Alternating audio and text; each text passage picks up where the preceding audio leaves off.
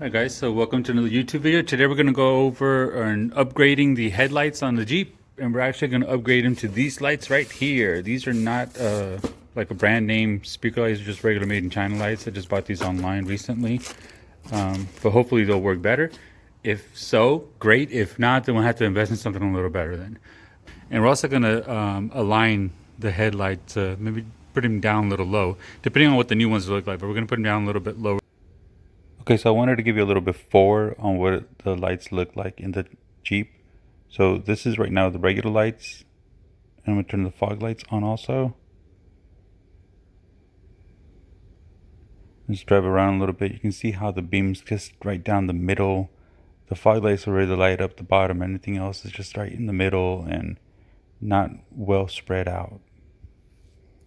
And Jeeps are really known for bad headlights.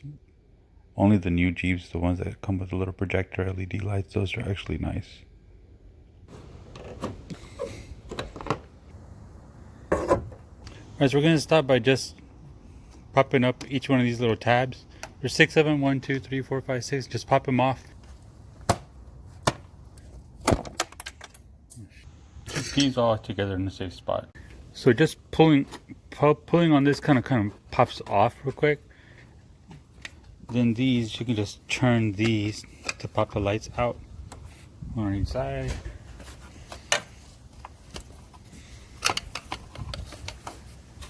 Alright, and these are the clips that are holding in, see? So in my case, I have the winch right here, so I kind of have to play with it a little bit. Comes right off. There it goes. Alright, so now, simple enough. It's 3 T10 bits. T10 has like the hex star on it. And there's 1, 2, and 3. Okay, one's all 3 screws, 1, 2, and actually the bottom one is not in the middle, it's a little to the side. Sorry, right there. But once that happens, this just comes right off.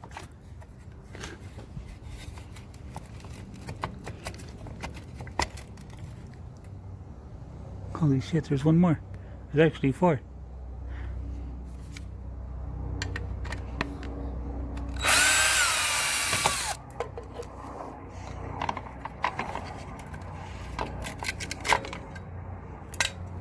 Keep the rim.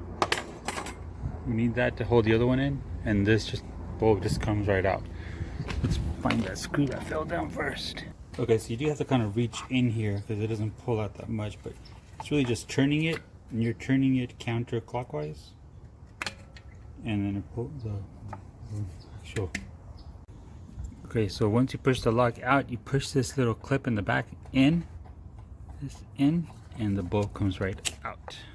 New bulb. I'm just gonna line it up, see how it fits here.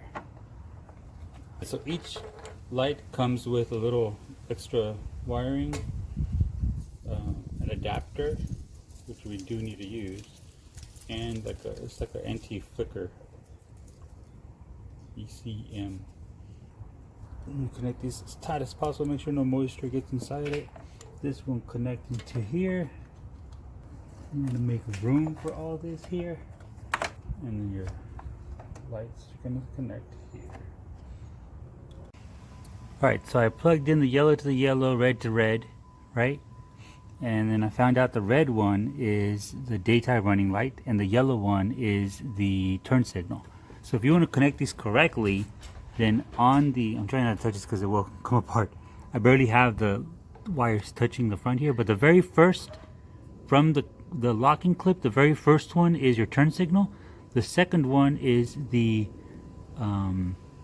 daytime running light, and then the bottom is just ground. You can see how it's blinking right now, because I have the emergency lights on. So let's turn the lights off, and then go back to the daytime running lights, and it turns white.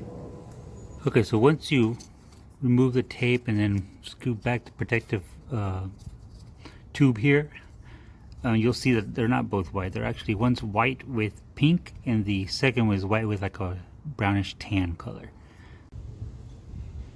Alright, so we're also going to splice this in. If you've ever used a splicer, then you know it's just inserting it in one side like that. Make sure it's all the way in on both sides, and you're going to put the new wire on this side, and then you clamp it together, and this metal piece here will merge both wires at once. Don't yeah, that's the right way. So don't put it so close to the very end in case you need to remove it. Leave some space, okay? That way, in case you make a mistake, there's always a fallback.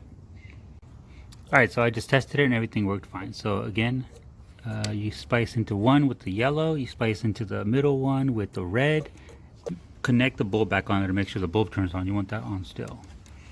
Don't run the wires through the front, you have to run into the back, right? And don't leave too much excess wires. You can cut some of this wire, it doesn't have to be this long. And now you just repeat the same process on the other side. And for the wiring, I do twist them to kind of make them stay together. And then feed them to the back.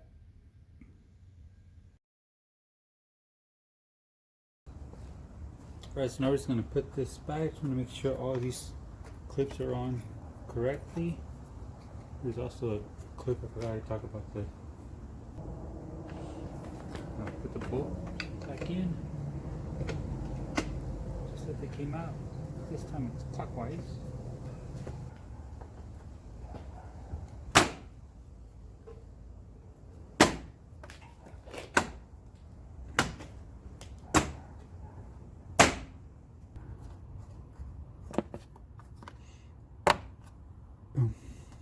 All the way around. Alright, so this is how I align or adjust the actual headlights, okay? So this is what works for me, and there's other ways to do it with measuring tape and stuff, but okay, so you see the line here kind of where the headlight beam is? I'm going to put a piece of tape there. So you get the car or truck or Jeep, whatever, as close as you can to the wall, and then put a piece of tape there, and then you're going to reverse 25 feet. Alright, so we're right on it, right? And you see the tape? You can kind of see the tape is right there on each side. We're going to reverse now. You see how the headlights start to go up? We're in a slight incline here, but it shouldn't be that bad. Alright, so you can see the actual screw there. And you need a T, and earlier I said it was a T10, but it's actually a T15 is what fits right perfectly in there, okay? And you're gonna turn it, and it's gonna lower the whole compartment down or raise it, either way. Alright, so left, like counterclockwise, and as you can tell, I took the grill off. It might be easier to do this before you put the grill on. It's gonna enter there, we're gonna go left, and as you can see, counterclockwise, slowly lowering it. Okay, so I'd say about right there, we have it like almost right at the line. I don't know if you can tell. It's almost right at where the line is. It's kind of hard to tell on here, but okay. So the rule of thumb is about 3 to 4 inches below the line once you're 25 feet. Okay, so this one, actually the passenger side can be a little higher because there's no oncoming traffic. The driver's side is the one that's most important to have it a good 3 or 4 inches below. So I'm gonna go down just a little lower. Alright, so this is without the fog lights. I have not turned the fog lights on. It's just the lights themselves. And you can see I think part of the problem was also the alignment. The beams were aligned pretty high on the other one, but you can see this one lights up much better. Just clear view. Straight, nice line as you saw in the garage of the house. So we'll turn them off right here. See how dark it is, and it just lights everything up. That's the fog lights. Just for reference on how it was before to now. Wow. Okay, so here's what they look like just driving around with the fog lights and headlights and the halos, and then with the high beams, it's not so clear to see here, and then the blinkers also. But that's pretty much it. Thanks again for watching, guys. Don't forget to like and subscribe, and check out some of the other videos that I have here.